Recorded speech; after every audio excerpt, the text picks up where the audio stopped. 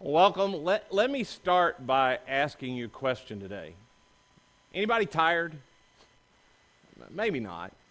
Maybe you woke up this morning and you were so feeling full of life that you thought about getting a cup of coffee and you thought to yourself, nope, any more caffeine would be like kerosene on a fire. I'm so fully alive. Maybe you looked at yourself in the mirror and you said, wow, you are so full of life and vitality that I scare my own self. But maybe not. We live in a time where people are just tired a lot. We live in a world where people are just not very well rested. We're in this series these days called Hashtag The Struggle Is Real, and we're learning about how to follow Jesus in a selfie-centered world. And what we've been talking about is some of the problems that arise in our uber-connected kind of world in which you and I live. Now, there's a lot of writing on this these days, and some people believe that technology is really the problem. I'm not one of those people. I don't believe technology's created any of that. It's just heightened some issues that we already have. In fact, I love technology. I've been a tech head for a long, long time. I got my very first computer in 1986, long before most people had personal computers. So I love technology. But I have sort of a love-hate relationship with it. I love what it can do for us, but I hate the kind of things that we saw in the video just before I started.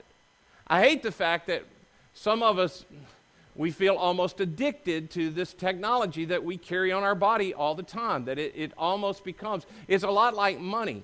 Technology is a really good servant. It's not such a good master. It sort of rules our lives. And what I want to end this series, hashtag The Struggle Is Real, is I want to talk to you about one of the biggest issues that we face with this. It's one that you should know I personally struggle with, like many of you do, so I'm talking to myself a lot today. But it's the problem that being uber connected has caused in our world in just the area of how tired we are. And I don't mean the kind of tired that comes about because you did a good, hard day's work, and I'm not talking about the kind of tired that can be restored by a really good night's sleep. I'm talking about what one guy I read began to call, and I think he's the author of this, and now other people are writing about it, he calls soul fatigue, which is interesting because this guy isn't really a spiritual kind of person, but he talks about in those spiritual kind of phrases this idea of soul fatigue, a restless tiredness, fatigue in our spirit and in our soul. When you're in this condition, you just find that you're not living to the kind of life that you feel you ought to live. For those of us who are followers of Christ, for those of you trying to connect with God, you don't feel like you're living the life that God made you to live. You're not becoming the kind of person that God thought of when He thought you up. You're not even living up to your own values.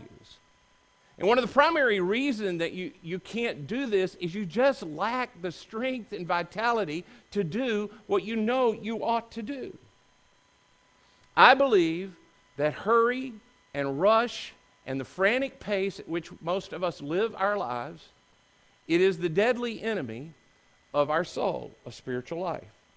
I think we work so fast and live so fast. I believe that a lot of us will never live up to our full potential. We'll never come to know and trust the God that we love the way that we want to come to know Him. We'll never build into the lives of our family and our children. We'll never speak the words that they need to hear from us as parents. We won't serve the poor the way that we know we want to.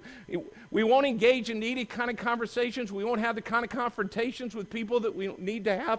We won't do great deeds that we feel like we could do. And it won't get undone because we shake our fist in the face of God and we just defy Him. We won't do it because we're just too tired. We're fatigued and we don't have the energy we need to do it. I believe we live in a world where the pace of life and the inflated sense of expectations that we walk around with of what our life should be are simply insane. And the result of it is that I believe we live with this thought of people saying to each other, I'm just so busy, I'm just so tired, I feel so rushed, I'm just so busy, I'm just so tired, I have so much to do. We live with the idea that that's just normal and that it's the way that it should be. It's almost like we think That when a child gets born into this world, we're training them over time to live at such a frantic pace that they will rush and rush and run and run and run and run until they finally hit the grave and die, and then finally they will get some rest. But if you don't get anything else out of what I say, or you're just so tired you need to sleep while I talk, I hope you'll take this home with you. Feeling tired all the time is not God's will for your life. Feeling fatigued, feeling weary, is not what God had in mind for you when He thought you up. And in fact, a part of what Jesus said that He would come to teach His followers to do is to live a whole other way.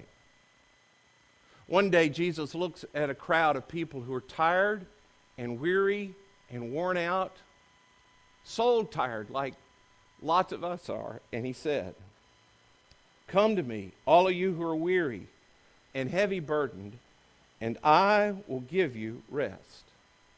That was Jesus' promise. He said, "Take my yoke upon you." In other words, learn to live the way that I live, follow my pattern, learn from me. For I am gentle and humble in spirit, and you will find rest for your souls.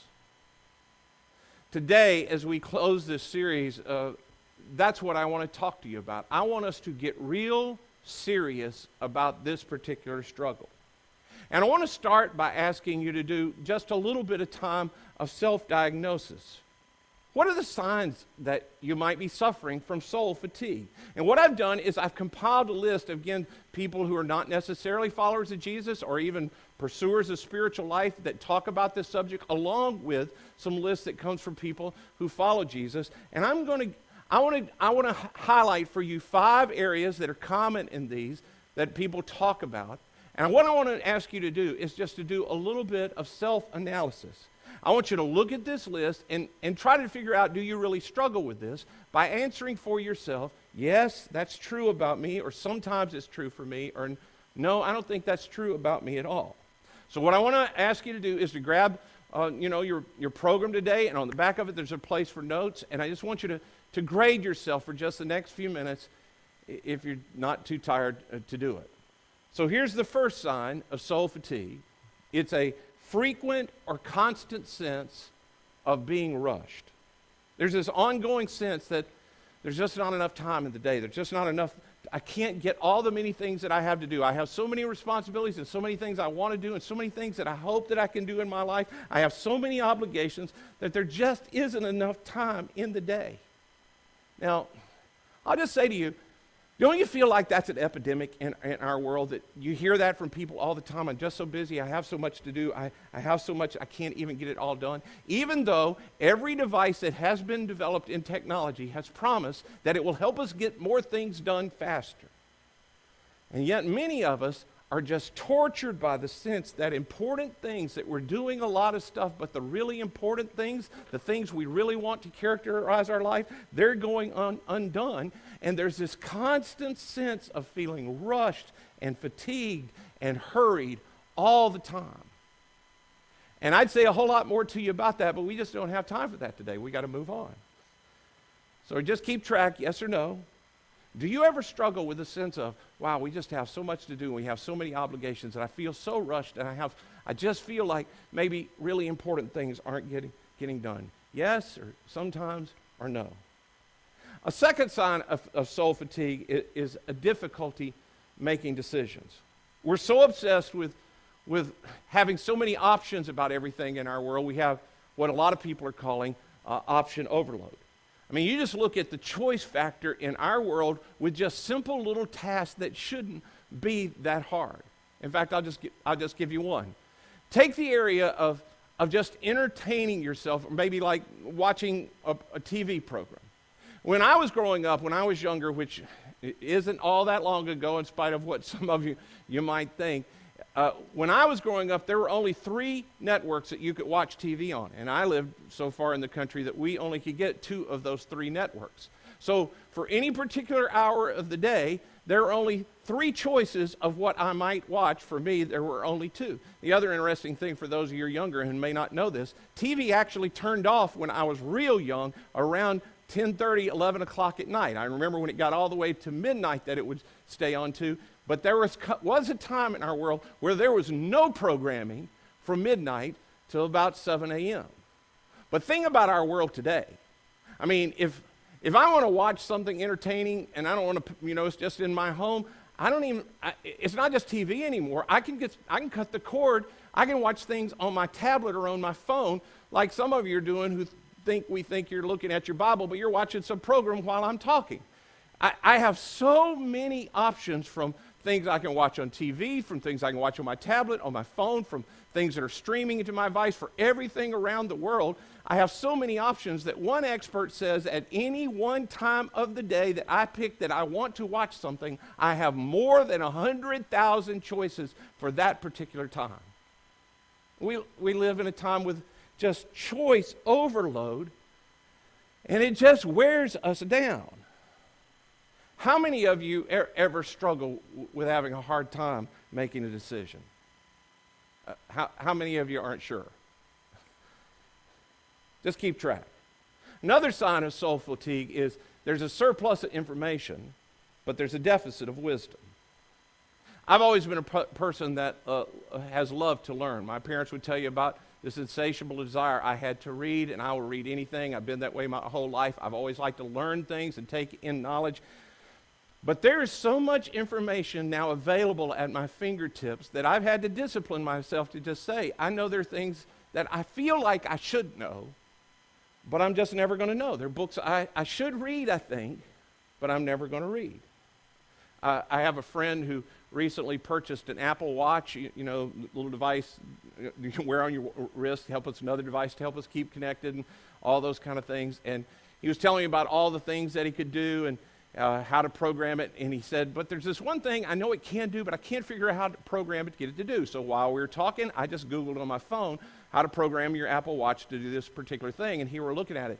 Guess how many web pages dealt with that one particular thing? I had over 20 million potential websites to help me with that one thing. That's just programming a watch. Now, that's the information on something simple like that. This thing, for most of humanity's life, if you wanted to know what time it was, you just looked up at the sun. Or you got a sundial and you looked at the shadow and sort of figured out sort of relatively what time it was. And if it was cloudy or it was dark, you just didn't worry about what time it is. We are the most informed people about everything, from the time where it is around the world to what the weather is at any point on the planet to everything. We have all this information at the touch of a button. But let me ask you, do you think we're the wisest generation that's ever lived? I think we will be remembered as the most well-informed generation who did some of the dumbest things in the history of the world. See, wisdom is knowing how to live. It's about applying information to how to live your life. And wisdom can't be microwaved. It can't happen in a hurry. Wisdom comes to you slowly. Are you living with a sense these days that I have so much information, but I lack wisdom? Then there's a sense of, one of the signs is soul fatigue, is I sense there's stagnation in my relationship with God, with my Creator. Do you ever sense like things are stagnant between you and God? I mean, if we're honest right now, do sometimes when you're engaged in worship, if you're honest to admit it, you're not really all that fully engaged? The times when you should be praying, most prayers are mainly on the rush. You don't feel that connected to God. You certainly don't feel like you're connected in the way that you heard it was possible or you hope is possible. You ever feel like you're sort of making it through? My mind, if I'm truthful, is often, I'm concerned, not formed and shaped by the thoughts of Jesus the way that it ought to be. That my mind and heart and my attitudes and life are just so fast going by that I'm not allowing them to be shaped by the thoughts of God that way. Personally, I don't want to get to the end of my life and still be struggling with the same sin patterns and character problems that I've had all of my life. I don't want to be an angry old man. I don't want to be a person that gets to the place in my whole life I struggle with stuff and I never allowed God to shake me. But if I'm honest, and if some of you are honest, at the pace of our life, I'm facing the possibility of reaching the end of my life with no better character being formed in me than it is right now. A final sign of soul fatigue is a decreased ability to love. I'll tell you a little bit about me. I'm optimistic by nature.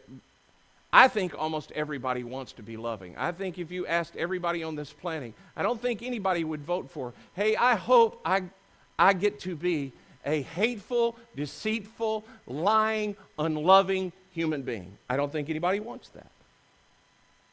But I think that soul fatigue is maybe one of the great barriers to actually honestly, like Jason talked to us about last week, honestly engaging with people deeply and loving people. We just don't have energy to do it. Most parents understand the kind of energy that it takes to honestly listen to a little child, to engage with them, to build into them, to speak the words that they need. They know the amount of attention it takes. They know the amount of energy that it takes. They know that what it takes, the amount of presence it takes to have the kind of conversations to help the child navigate life, to breathe wisdom into their life. They know the amount of presence they need to have, but we have such divided attention and we're just so tired we know that we don't have it to give.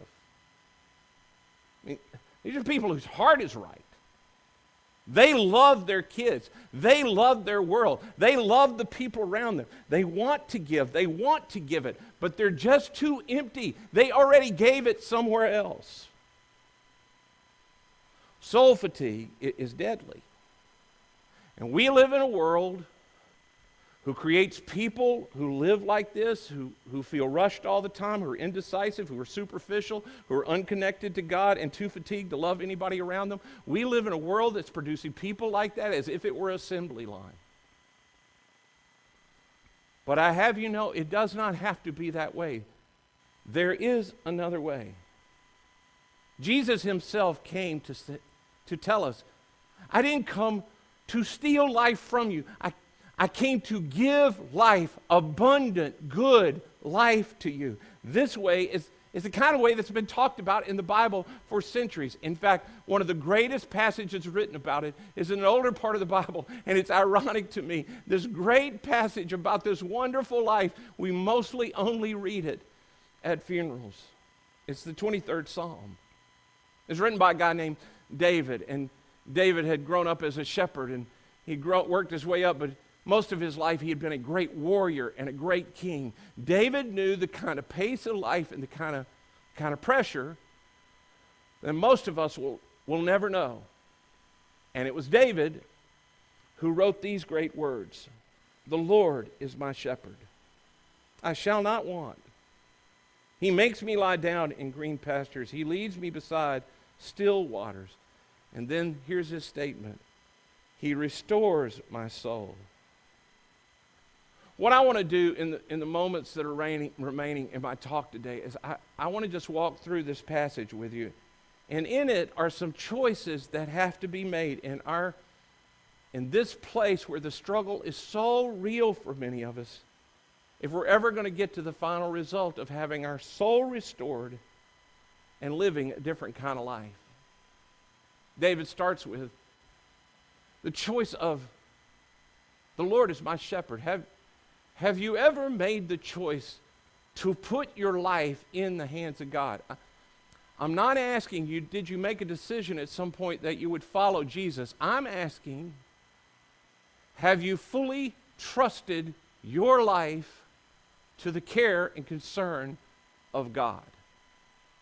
See, the opposite of that is to live, to use David's analogy, as if I'm a sheep who's alone. I have no shepherd. So I face every day on my own. I face life on my own. I face struggles on my own. I face parenting on my own. I do everything on my own, including death. I do it on my own. with no shepherd. To live with no shepherd is to live a life of constant worry. Life without a shepherd is a life of constant fear and worry. Worry about the future, worry about my kids, worry about my job, worry about whether I'll get what I want out of life, worry if my plan for what I have for me will ever come about. Will I get it all in this life or not? And here's the odd thing. All of us know what it's like to worry. Everybody knows what it feels like. And nobody ever says to anybody else, hey, let me tell you the best way to live life. Just worry, worry, worry, worry, worry, worry, worry. It's just the best thing. Nobody thinks it's life-giving. But if you look around you, you see people who live their life. You look at the faces of people. You have a momentary conversation, and you'll see the lives and the faces, and you'll hear the heart of people who worry all the time. There's another way to do life. It's a life in the care and protection of God. It's to live under the care of the Good Shepherd, which is who Jesus said he was. David, who's a shepherd himself, he writes about God in that way, and he knew that the fate of a sheep largely depends not on the strength of the sheep, but on the goodness of the shepherd. Philip Keller, who was a Christian author who passed away a few years ago and who was also a shepherd, wrote about this psalm. He says, sheep don't take care of themselves. Sheep require more attention and more meticulous care than any other livestock on the planet, which is just a guy who loves sheep's way of saying, sheep are kind of stupid. Sheep need a lot of care. The Good Shepherd always thinks about his sheep. He's always thinking about what do they need and where do they need to be and what do they not need. He's always caring for them. He's always protecting them. He's always watching over them. God will do that for you. God really will do that for me and you. God really does watch over us. God really does know what we need. God really does know what we don't need. God really does will and can and is willing to do that. And to have God's presence in your life in that way, all you need to do is ask. Simply ask. James, the brother of Jesus, writes at one point and says, you don't have because you don't ask. So this week, the choice is, when I come to that place and worry begins to bubble up in me, I make a choice to live in the care of the Good Shepherd, and I ask, God, I'm starting to worry about my kids. Would you protect them and give them wisdom? God, I have a really big decision to make, and bad things will happen if I don't get it right. Would you give me wisdom? God, I need to have a hard conversation with somebody. Would you soften their heart and give me the words to say? This week, instead of just worrying about what will and what happened and what about, I guarantee you that if you will ask, God will be there to shepherd you. He really will. He really does do that. David says, the Lord is my shepherd, I shall not want. And the idea behind this is that the Lord is such a good shepherd who provides for his sheep that I can live a joyful, grateful, contented life. I can be a joyful, contented person, grateful for what God has given me. The alternative of that is just to live with the chronic kind of discontent and insatiable desire and the never-ending search for something to make me feel better about myself. And again, this struggle is very real. We talked about this the first week of the series. We live in a world that just creates this. Some of the smartest people in our world, they're working overtime to convince you and I of two things. One, you are and you should be unhappy. And two, your happiness is one thing away, one person away, one purchase away, one acquisition, one more step, and you can be happy. Just do what we tell you to do. We live in this constant state of, I'm not enough.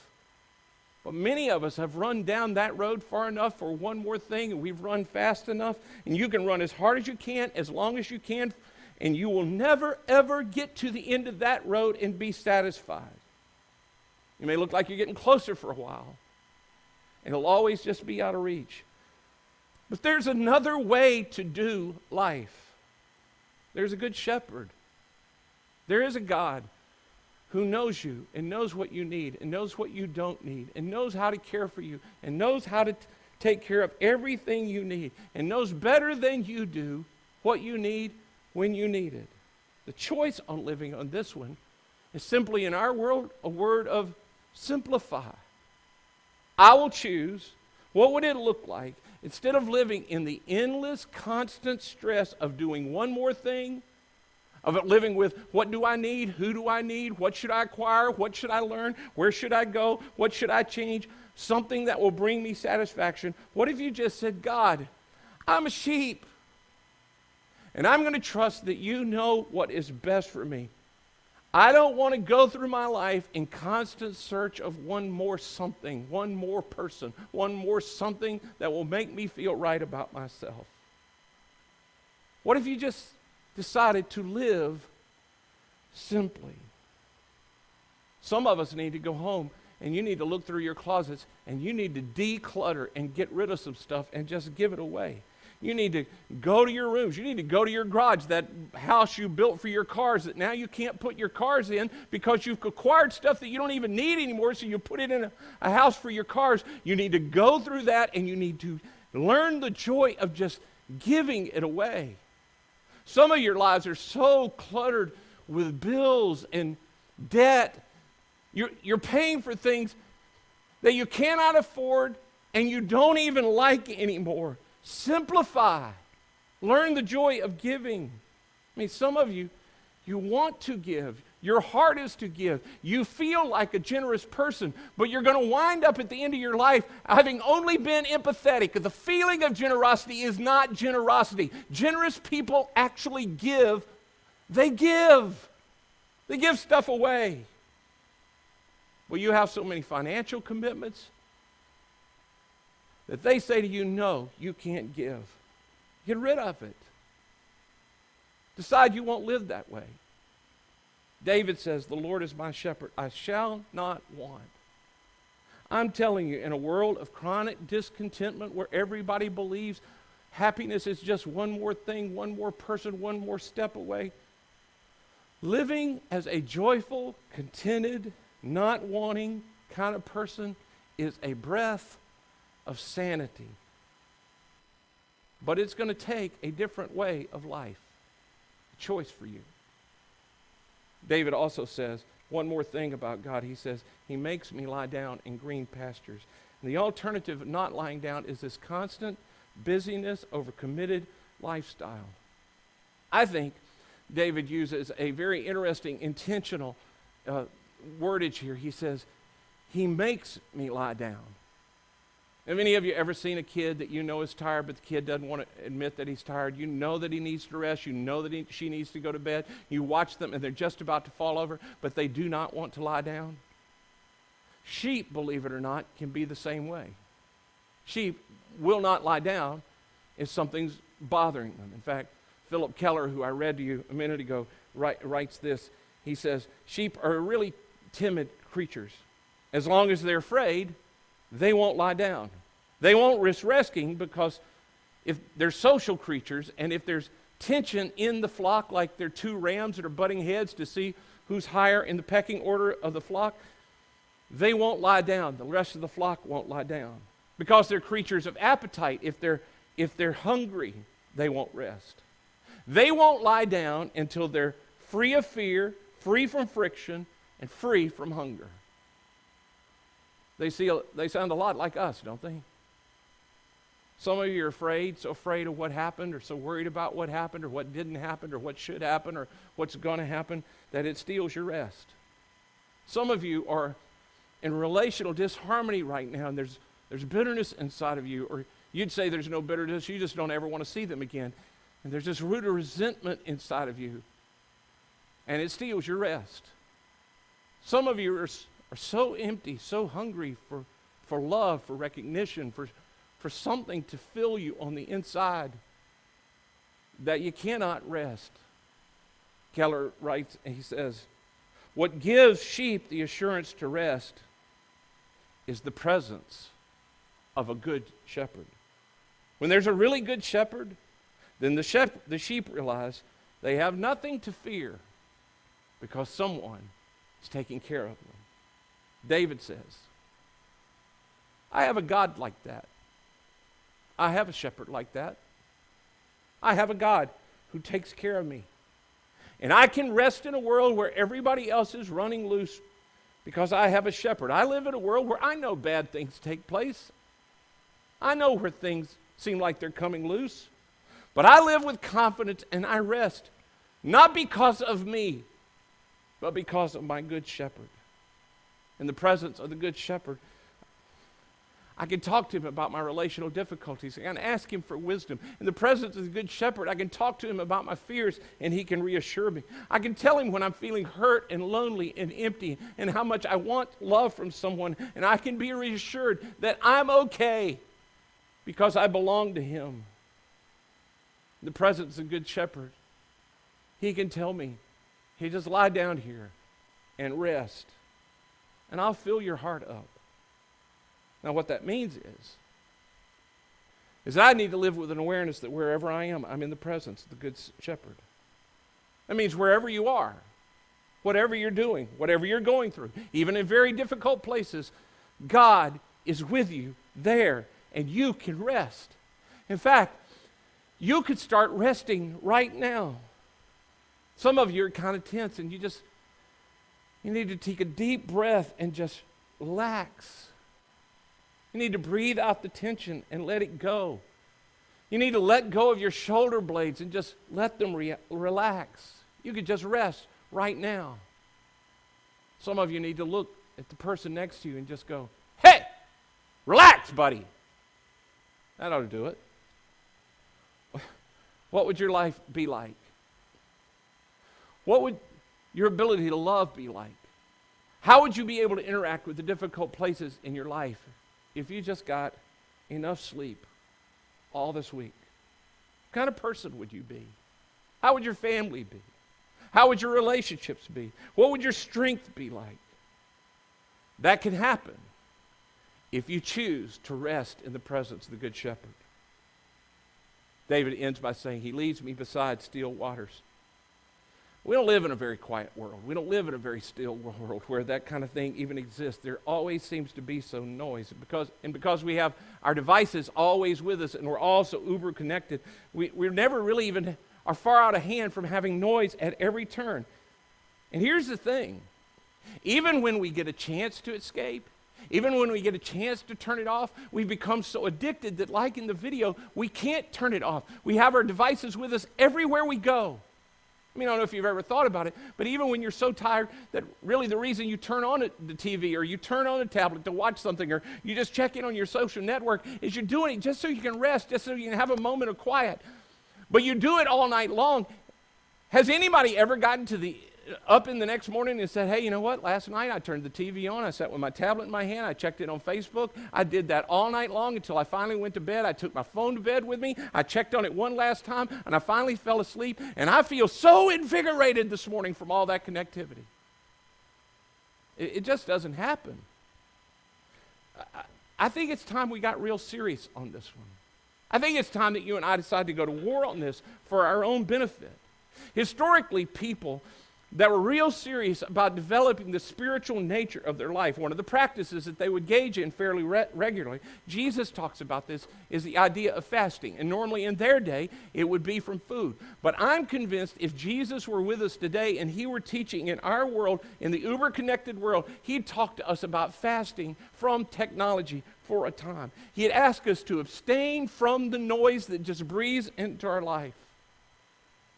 So I'd like to invite you to just practice this. To pick a time this week, to pick a place, to pick a time when you just decide that you're going to turn off and you're going to be silent for just a while. Maybe you decide to do it just the hour before you go to sleep at night, where there's no noise, and maybe you just read a good book. When you're in the car, maybe you decide instead of listening to a podcast or putting your headphones and listening to music or turning the radio on, listening to talk radio, whatever you do, you just decide this week, I'm going to drive in silence. Now, if you do this, you should know you'll probably be uncomfortable at first. It'll probably be like a little hunger pain for some noise. But God is there. God is with you.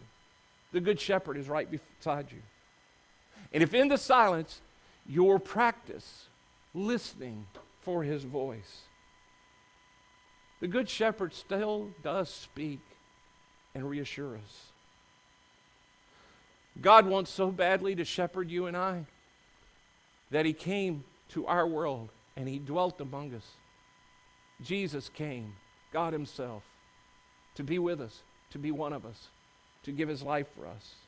And he said, "Come to me, all of you who are weary and heavy burdened, and I will give you rest. Follow me, learn from me. I'll show you a new way to do life, and you will receive rest for your souls." He was so serious about this, trying to think of a way to describe this, and his concern for the human race. He said to his disciples one day, "I'm the good shepherd. I'm the shepherd that will take care of you." That's the metaphor Jesus used to describe himself. He said, and here's how you know the good shepherd. You will hear his voice. When there's a threat and there's a bear or a lion come to the flock, the hireling will run away, but the shepherd will care for his flock. He provides for his flock. He watches over his flock. He gives his life, Jesus says, for the flock. And that's exactly what Jesus did. He went to the cross. He gave his life. That's how badly he wants to show you a different way to live. So let me talk to you for a moment about next steps as we conclude this series. If you grab the connection card that's on the chair, maybe the one you're sitting in or one right next to you, and you just look on the back of that card, it says, "My next step this week is." I'd like to ask you to make this week an adventure, a trial of living under the care of God as your good shepherd. This week, live with the idea that he will shepherd and direct you instead of you just worrying about everything. Ask him to be with you.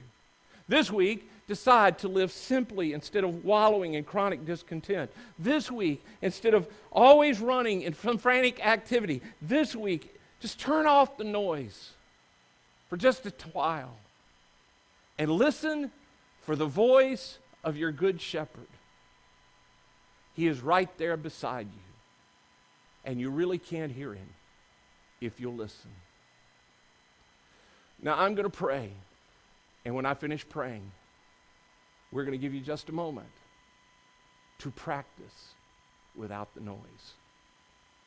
Let's pray. Father in heaven, thank you.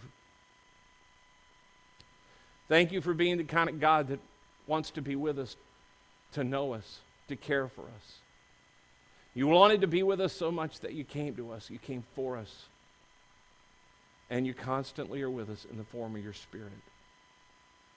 I pray now in our uber-connected society that we would decide to live in your presence, that we'd live under your guidance, that you would be our shepherd. In Jesus' name I pray. Amen.